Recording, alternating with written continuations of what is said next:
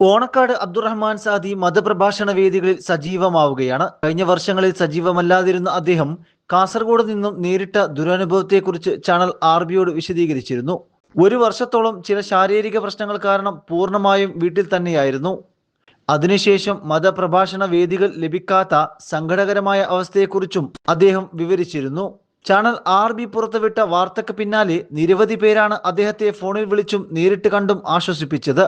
മതപ്രഭാഷണ വേദികളിൽ സജീവമാകാൻ അഭ്യർത്ഥിക്കുന്ന സന്തോഷവും അദ്ദേഹം പങ്കുവച്ചു.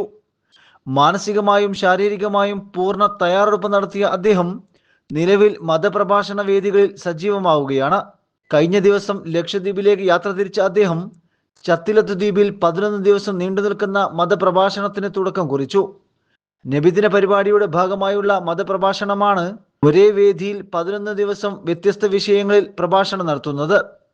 ചത്തിലത്ത് ദ്വീപിൽ നടക്കുന്ന കുട്ടികളുടെ നബിദിന പരിപാടികൾക്കും നബിദിന ആഘോഷങ്ങൾക്കും ശേഷം സെപ്റ്റംബർ 9 നാട്ടിലേക്ക് യാത്ര തിരിക്കാനാകും എന്ന പ്രതീക്ഷയിലാണ് അദ്ദേഹം.